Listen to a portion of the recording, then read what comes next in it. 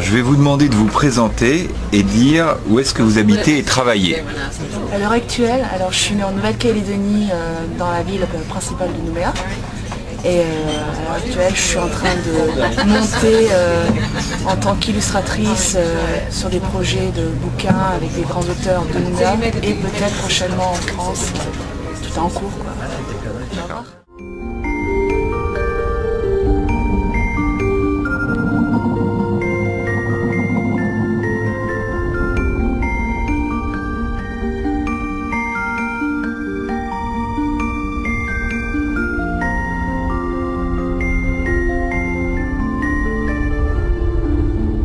Comment avez-vous appris que vous avez remporté la mention spéciale du meilleur film d'animation au Festival de Saint-Maur et quelle a été votre réaction?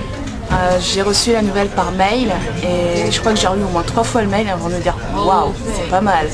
Et j'ai attrapé le téléphone pour prévenir mes parents, leur raconter et j'ai dit bon, il faut que j'essaye d'avoir le maximum d'infos maintenant pour savoir si c'est vrai ou si c'est un canular. Et non, j'étais super contente.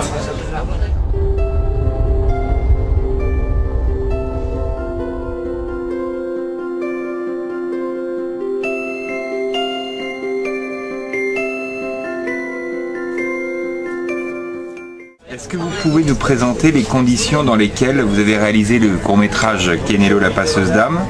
Est-ce que c'était dans une école? Comment ça s'est passé? C'était un projet de fin d'année dans l'école, donc c'est vrai qu'on nous en avait parlé avant de commencer la dernière année, donc on devait y réfléchir pendant les grandes vacances. Et à la rentrée, on présentait notre projet et il fallait vraiment argumenter, défendre les idées qu'on voulait mettre en place pour ce film. Et après, peut-être au bout de 3 mois, on s'est vraiment lancé tous ensemble parce que chacun travaille son film, mais on était une équipe à s'entraider, à poser des questions, à montrer ce qu'on faisait. Et c'est vraiment ensemble qu'on a monté nos films. Vous aviez une échéance, c'était un projet de fin d'études? On a attaqué vraiment le travail de décor, storyboard et d'animation en janvier. Et il fallait qu'avant, on va dire, fin mai, ce soit terminé vraiment dans les cartons si on voulait être dans les temps pour le diplôme.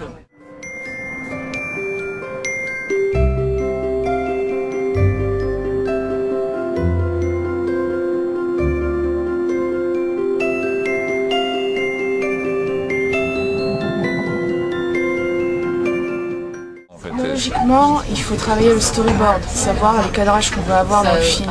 Après, il faut chercher les personnages, l'identité du film en fait, les personnages, les décors, la manière dont on veut traiter tout ça.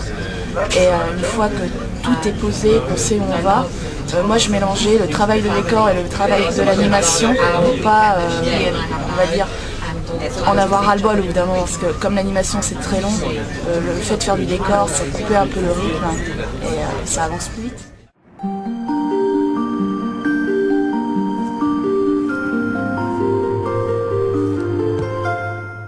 Pour tout ce qui touche l'animation, je crois que de janvier à mars, je me suis vraiment concentrée là-dessus et après de mars à mai, c'était vraiment les logiciels, la colorisation.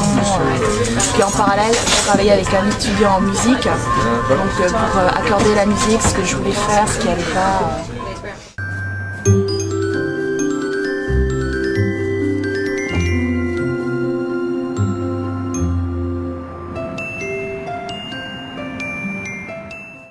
Qu'est-ce qu'on y apprend à l'école Émile Coll de Lyon en fait? Avant de toucher vraiment au dessin animé, on apprend tout ce qui est couleur, donc en passant par la BD, par des illustrations.